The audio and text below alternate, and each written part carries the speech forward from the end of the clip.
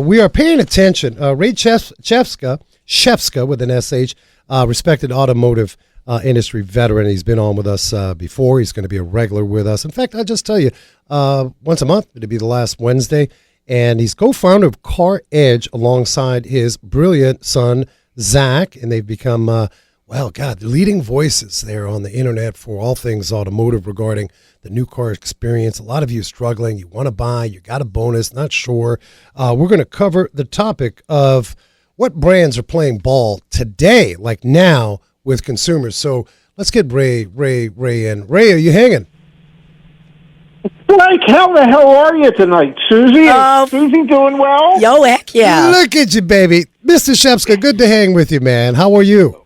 I am doing wonderfully well. Celebrated my 75th birthday on Monday. Oh, hey, May 25th. Man, whoa, is that your birthday? We're the same birthday. Look at you. What's your sign? I'm a Gemini. Ray, big Gemini, big daddy Gemini Ray. You know who else's birthday is May 25th? Pep Williams. Wow, this is Pep Williams. And I gotta tell you, you turned 75.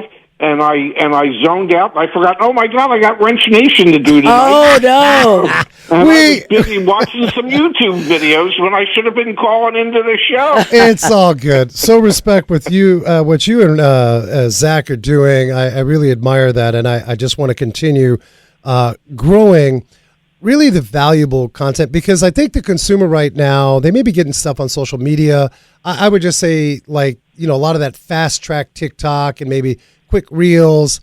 You wonder if there's paid influencers. They're paid to tell you that paid. You guys really research, and I want to recap. Tell us what CarEdge is and what makes it a valuable tool for the automotive consumer. Well, CarEdge is basically a consumer advocacy organization that was developed and designed to help people navigate the car buying experience.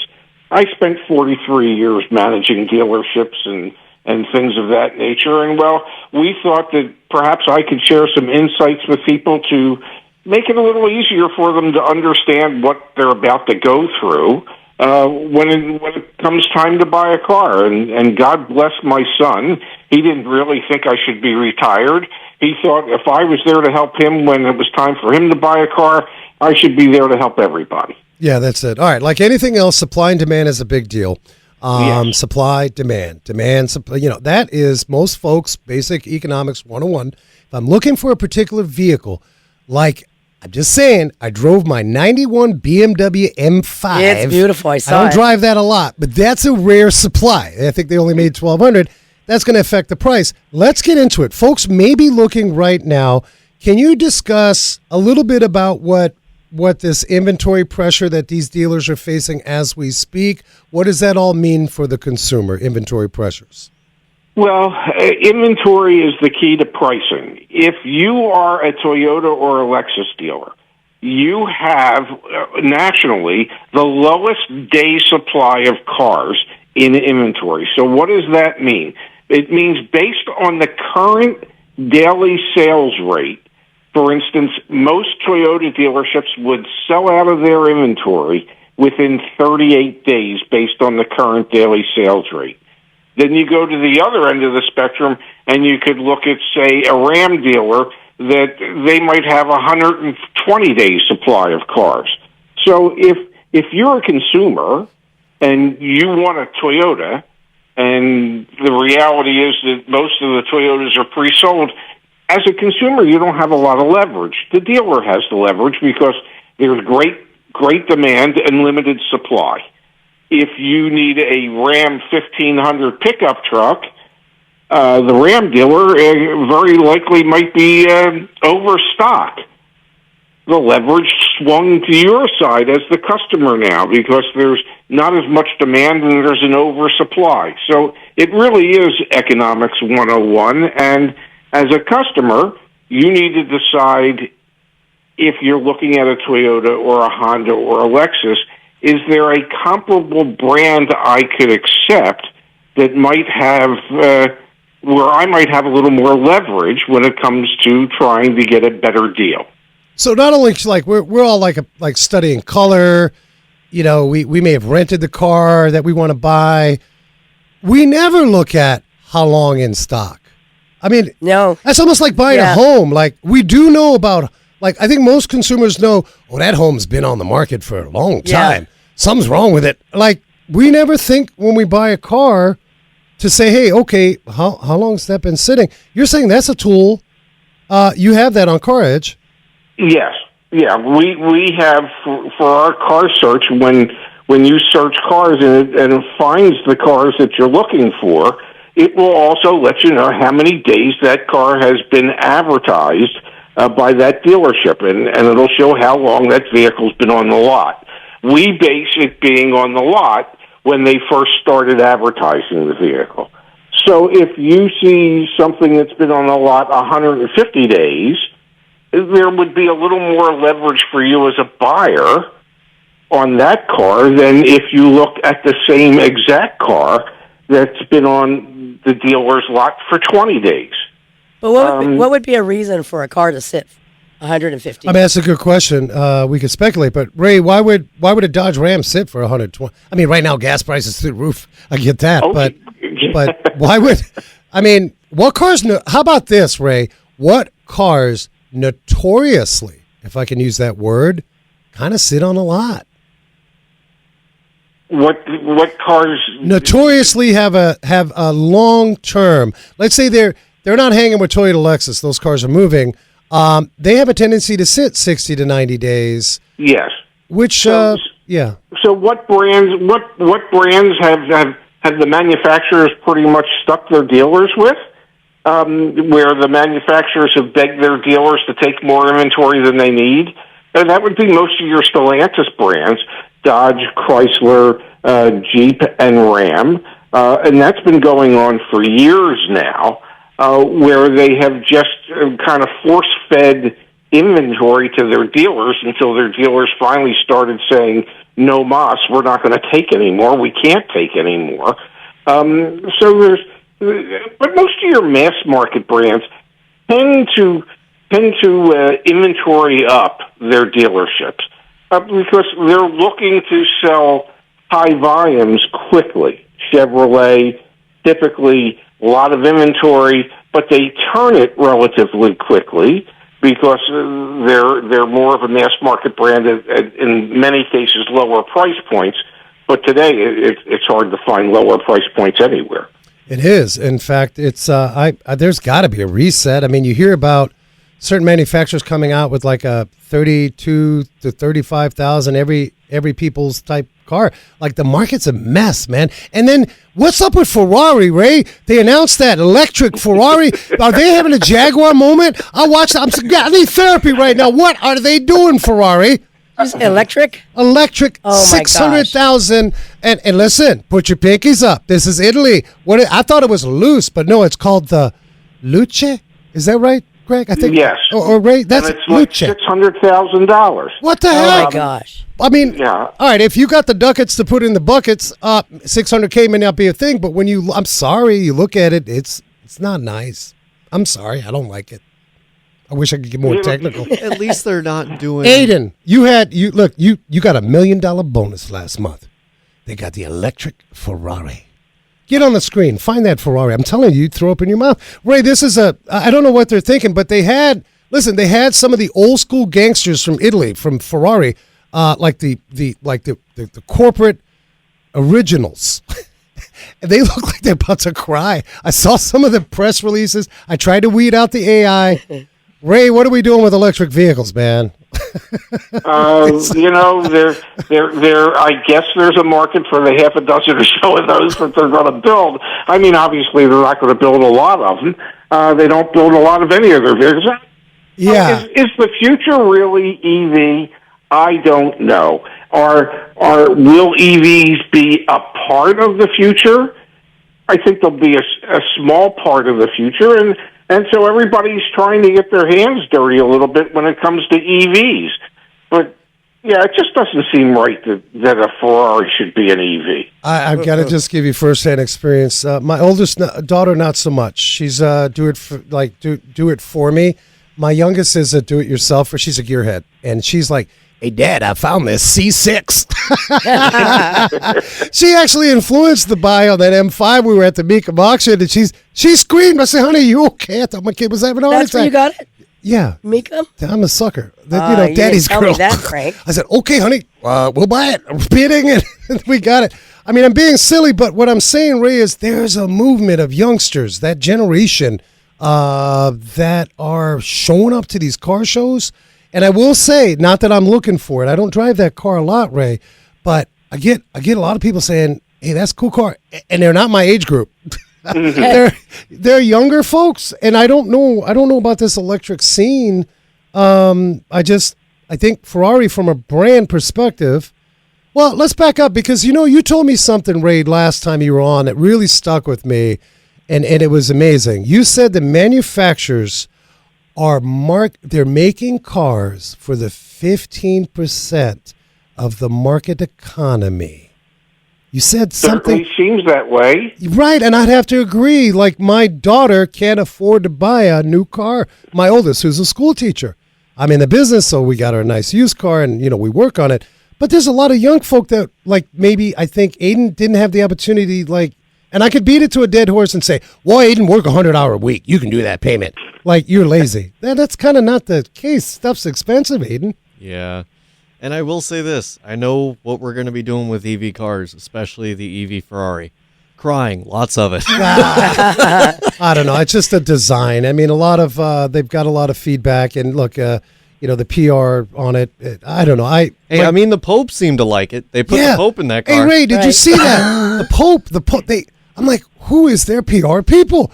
They had the Pope check out the new 600K pinkies up EV Ferrari. I mean, hello.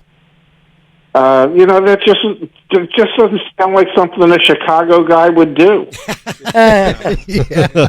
Anyway, we're all for, like you said, a balanced EV. I think hybrid's the way to go. Has there been an uptick in sales with hybrids, i.e., Toyota, maybe some of the Hondas, or people gravitating to hybrids? Yes, hybrid is the fastest growing segment of new car sales. And pre-owned car sales. I mean, people are clamoring for hybrids. I often thought 4 or 5 years ago, when everybody thought that there was going to be this giant EV revolution, that I thought we needed a bridge to get there. And I thought the bridge would be hybrid vehicles. And Toyota, who was really relatively late to the EV party, because they perfected hybrids. And hybrids are still their best-selling vehicles. And I think they recognize the situation better than any other manufacturer, that you can't expect to take people from ICE and diesel vehicles right directly to EVs, that there has to be an intermediate step. And that step is hybrids, and it seems to be working. Yeah, I'm a fan mechanically of all things Toyota hybrid. When someone asks me, assuming that that's the lifestyle they're after, the Toyota Highlander, all things Toyota hybrid, Lexus, a little bit more luxury. It's just they've got the science generation after generation. I want to switch the gears. I told Aiden he got a big bonus at work. He didn't get 7 figures, but maybe he got little 3 figures, 4 figures. When should he buy? Like, people say, wait till the end of the month, or wait till the season, like, the holiday season. How do we time when to buy a vehicle? Historically, the best time to buy a car is the last week of the year, between Christmas and New Year's Eve. That historically is the best time. That's when the best deals, or at least the largest percentage off the MSRP of a vehicle you can usually get. Now, having said that, I will tell you this, in my opinion, and I said this on the show today, I'll say it on the show again tomorrow. If you find a car today that you like, that fits into your budget, my guess is that it'll be cheaper to buy it today than it will be next week. Because all the manufacturers talk about, well, we need to address affordability. And I can tell you that year over year at this very moment, New car asking prices are up $1,889 from where they were this time a year ago. Who do we blame? Because we're angry. Who do we blame? Blame the man. Well, part of it's government because of all the mandated safety regulations and technologies that have to be in cars today. That's part of it. But the other part of it is it's just greed on the manufacturer's part. They have realized that they can effectively sell enough cars to the 13 to 15% of the population that can buy them at the higher prices, which means there's higher profits. So they can manufacture fewer vehicles, sell fewer vehicles, make just as much or more than they had been before because what they're producing is the high profit margin vehicles. Yeah, I mean, they're saying right now the with all due respect, for me, I love all generations, but right now, the boomers are retired. They got money. They're spending. They're holding the economy up, and they may be causing that demand on their side of things. I went to a seminar, Susie, SEMA. I went to a class, Ray, 2 hours. Air fresheners, #1 seller right now. After they legalize the good stuff. I'm serious. Parts houses sell a lot of air fresheners. Oh. That's big money. It used to be the funnel that was the profitable. You buy that funnel, you buy 100 funnels from China, Malaysia, Indonesia, Libya, wherever, and it'd be like 5 cents. And they say, give me that $4 funnel. It has a lot of markup. Now it's air fresheners. But my point is, the boomer segment, I had to put my goggles on and read that slide that they were presenting. And so, again, I go back to what you originally stated. And I don't have a cure other than I tell my kids, save your money, don't get fancy. I think a reset's coming. You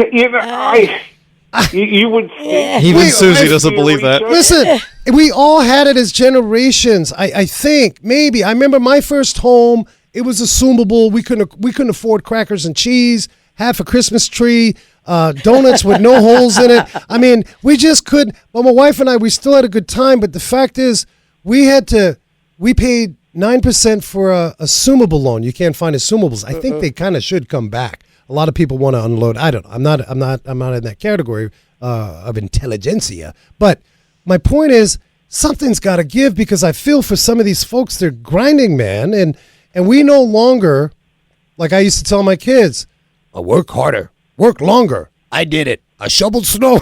I walked 15 miles to get a donut, whatever. Like, Ray, these people, these youngsters don't want to hear it. They're working hard, and it's just not affordable. There's got to be a reset. I mean, we threw money at the economy. Well, we got to go back to 2008, right? When everything collapsed. It's really been a long-winded deal. And, of course, COVID was a smack, and we put money, trillions of dollars, and I was like, man, we're going to have to pay for this in the future. And so now these interest rates are stuck. Ray, there's not going to be a reset. Should we just all move in? Should we just find our own version of Gilligan's Island and go hide? I think we have to figure out how they do it in Cuba, and that's how we're going to be doing it here. The sad reality is that if there's 13 to 15% of the population that can really participate, and the rest of us feel as if we can't. But that 13 to 15% produces enough profit for these manufacturers to thrive, then there really doesn't have to be a reset.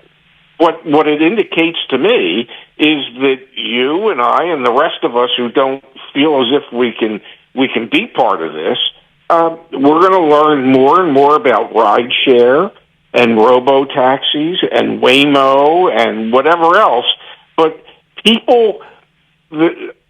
only a small percentage of people will actually own vehicles 20, 30 years from now. The rest of us will just be using subscription services or ride-share services of some kind. We don't have to be the owner. Giant corporations will own the vehicles, and we'll just pay for them as we use them. Yeah, you remember, Susie, that's such a good point because we kind of dove into this territory, Ray, of like how, I mean, I'm a mechanic. I need to fix your cars. Don't do this sooner than later. But how do we just ultimately get rid of the the cost associated with probably one of the most wasted items we'll ever buy. Now the most complex 80, 90, 100 million lines of code that we have to diagnose. And so we went through this kind of like pre-COVID, Susie. One of the guests we had was New York City Traffic Commissioner, Gridlock Sam Schwartz. He had a book. It said, "No One Behind the Wheel." He stated, and we mention this often because it's shocking, you could be arrested for driving. My grandkids may laugh. Oh, Papa Frank, he used to drive. People used to own cars. Could we be right there where now we see Waymo, we see Tesla saying there, I don't know. I mean, Elon is kind of modern day P.T. Barnum, but he's also comes with the game. I mean, he's brilliant. But he's saying you on a Model 3, it's sleeping at night. Go and make that thing autonomous and make some money. We're onto something. I don't know. Maybe this is the last era. Why, Susie? People need to, I don't know. It's just not a nice place to be. Ray, I guess, I mean, you could be right. This may be the downhill. It seems to me, and maybe it's because I'm 75 years old, but I can't remember the chasm between those people who can afford things and those people who can't being any wider and deeper than it is today. We have truly become a nation of haves and have-nots. And the sad reality is that most of us are have-nots. And maybe the sooner we accept that, the better off we'll be. I don't know. I just can't swallow that. I still maintain and just me. I don't know if you're listening, you can relate. You're examining the math that would suggest, well, Ray's got a good point. But man, I don't ever want to give up. I just, that's not like the hustle grind. What's that? Nipsey Hussle. Oh, yeah. I was playing that song on the way over here. Grinding for the life. God bless Nipsey. Well, my point is, will you resign to what it is right now in the economy? Or will you figure it out? In other words, life's always going to be a puzzle. Stuff don't fit right. And what messes us up is time. I'm saying we don't resign. Aiden, you drive a Mazda. Someday you want to drive a Mercedes. Maybe? Or what's your vision car? Come on. I'm an old... you're old school. Old school. 66. 67 Chevy Impala, Chevy Chevelle. All right. How do you get there? You going to resign? No. What do you do? Grind it. How many hours a week you work? Right now, 40, but I... What? 40? Right now, I do 40, but Susie, how many hours you work is my a week? point. Too many. Well, yeah, you guys own your own businesses. I don't. Do you know what we just owned? We owned no sleep. Yep. Hey, you guys also walked uphill both ways to get to school. What I'm saying. You have to act like you own it. Listen, I walk backwards to school. What are you talking about? No. But Ray, we're just having fun with this, but I don't want folks to just resign to it. But you do make a point. It is frustrating, and I'll be honest with you, I get a little teary-eyed with my oldest daughter because she's so passionate about being a school teacher, and school teachers don't make money. As a small business, I pay taxes left, right, middle, center. Oh, here's another one. Here's more taxes. And we're not. And it's like, okay, can you throw in more money for school teachers? Give them more respect like they do in Japan or Asia? Like, I think what you mentioned was the federal government is still twisted about sort of appropriating incentives where they need to belong. Without, like, I'm not into the whole socialism thing, and I don't want to get political and all that, but as a country, we got to stand independent. As a human being, we cannot give up. We need to bleed. And some of us reflect, Ray, and they say, well, Ray had it good. You don't know how Ray had it. Ray wasn't always sitting on top of the hill. Like, you had to bleed. You didn't give up for your kids. Oh my God! Am I allowed to say ass on the radio? I worked my ass off. Yeah. I used to say to my kids, "It's just another half day today." I would leave at 7:30 in the morning, and I'd come home at 8:30, 9 o'clock at night. I was in the car business. It was 11, 12 hours a day, every day. That was what was required. Yeah, and if I may, my wife, God bless her and rest her soul, she was a special ed teacher in Baltimore City, for goodness sake. And I admire your daughter for being a teacher. And we in this country spend money or pay people.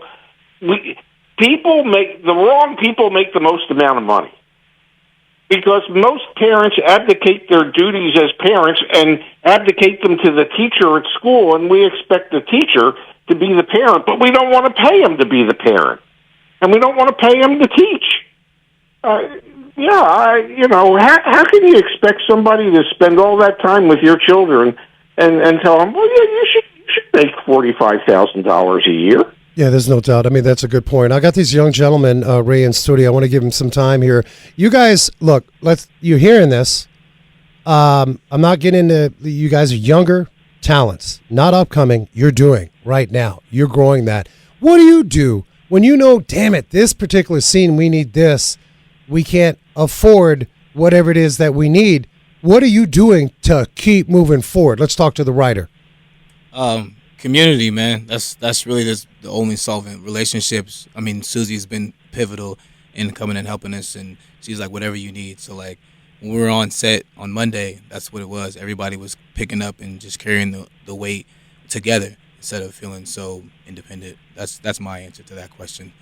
You ever get your both? You can get on. You get your family. Your family says, "Man, what do you like?" Taking photos and that's like part-time Instagram stuff. Why are you doing this film stuff? And how do you handle that? You actually have to block out the noise from a lot of those kind of negative talking and kind of go for it. You think social media put pressure on young people because they see how quick everybody else is supposedly doing it and they're not comfortable being broke or in pain or learning or growing? Yeah, social media, it's like how you say it, FOMO. Like you're kind of missing out. It plays with us. This plays with us all the time. Yeah, no, I don't like that. Ray, you were growing up. We have to both admit, I'm Xer. You're a boomer. Susie's another. No, you're not. You're an Xer. Oh, you're a boomer. Born in 1964. Do you think that youngsters have it harder than us because they have this whole social media? There's so much more that's in front of them that they lose the basics of the basics, like show up. Instead of want to be, try to be, that's what they did? I think young people today have been robbed of a lot of things.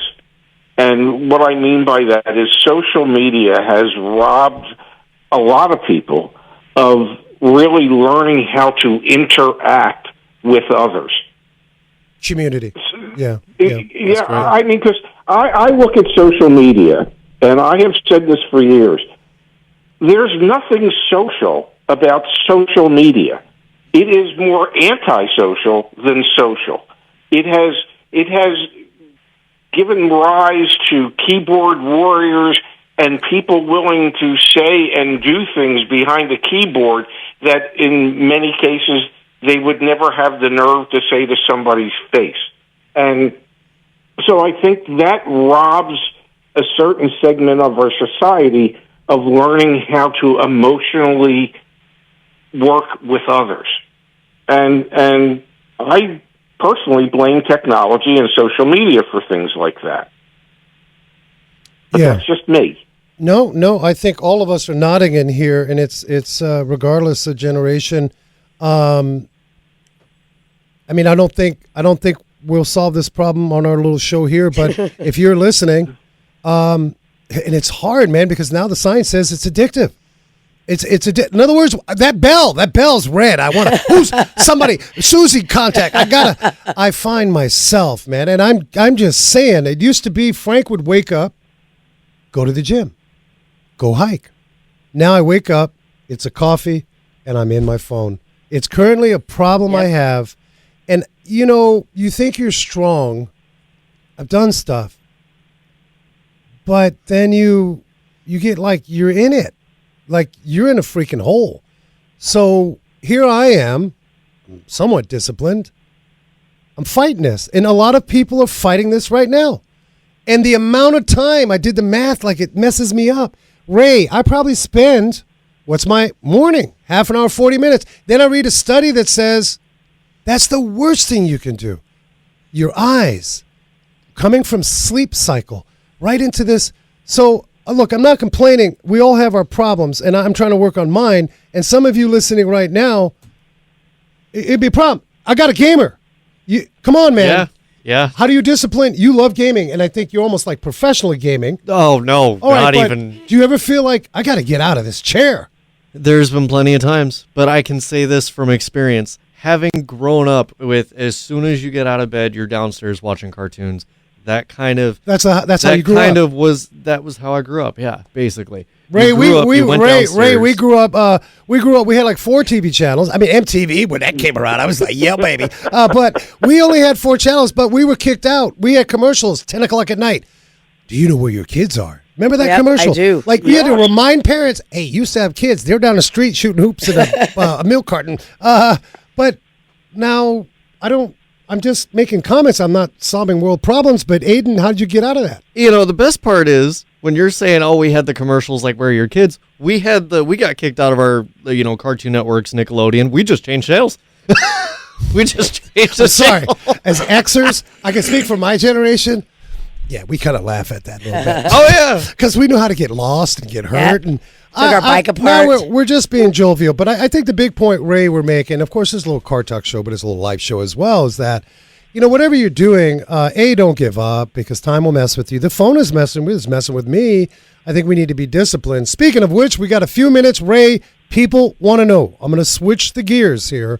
Okay. Regarding we talked about inventory. We talked about some of the brands that may sit longer. I got an email from my major oil distributor. Yes. It was, quite frankly, threatening. Now, I've been around, and I thought, are they trying to sell more oil at higher margin, or is this a genuine problem? He mentioned Qatar having an issue. Their facility's blown up. I've got a few other good journalist friends in the automotive space. Most are saying this is another toilet paper, like we're not going to. What are you hearing about full synthetic oil could run out by July? I have seen articles in automotive news that there very well could be an issue and a shortage of synthetic oils. During COVID, nobody wanted to believe that there was really a chip shortage that the automobile manufacturers had. Everybody thought that was a made-up shortage. It wasn't. It was a real thing. Could this very well be a real thing? Listen, I wouldn't put anything past anybody when it comes to figuring out ways to make more money. But it seems to me that well, Ray, I'm scared. Look, I'm starting to store oil. I'm moving my kids out. I got to put 55-gallon drums in my daughter's bedroom. Well, what happens if we just go back to using real oil instead of synthetic oil? Yeah. Boy, that's a topic, Ray. We got to do a whole show on that. Right, because the consumer herd, it used to be, genuinely speaking, you got a really good service behind a $29.99 oil change, and we did well with that, and all of a sudden, well, you need good, better, or best. It was like, I go to Susie's Singing Panda, and she got egg rolls, and she says, well, we got good, better, or best. We got egg rolls that have nothing. I'm being silly, but boy, this, I don't know, it sounds like a retail ploy, but I got to take it serious because I have a business to run. Apparently, sure. To let folks know a little bit, there's, and again, I'm going to study this harder because I'm going to actually get on a Channel 3 this week in their CBS 5, and we're going to break it all down. In Qatar, Shell's Pearl GTL facility was severely damaged during this action in the Straits of Hormuz, and that's created some issues with refinement for those blends. Now, the further I dive into this, what I'm finding is the newer vehicles, gosh, can you believe it, Ray? Almost like mineral oil, 0 weight 8 and 0 weight 16. That's some thin. Let's not put oil in an engine anyway. But those blends, which are the newer vehicles, are the ones that are really impacted by shortages.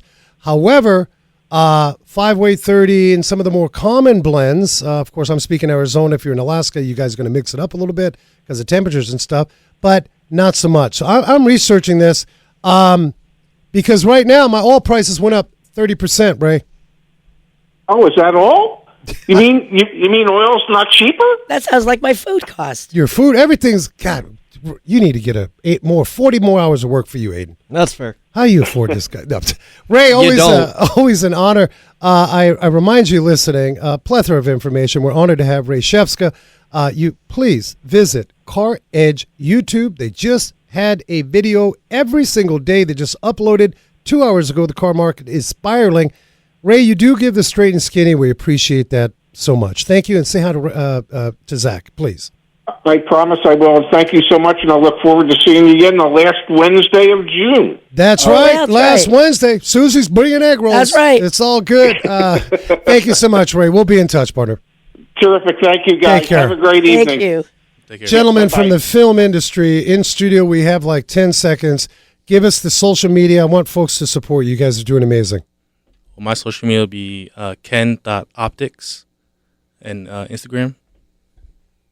My social media is NBL, N as in Nancy, B as in Butler, and L as in Laughter, and Productions with a Z. NBL Productions with a Z. Yeah, I'll have that in show notes, and appreciate you guys. We're going to do a longer format. I want to open this up. I feel like we need more time. Yes. Susie, Singing Panda, love you, baby. Yay. Happy birthday. Happy birthday. All right, people, as I tell you every week, be safe. Hug each other, and never forget to hug a mechanic.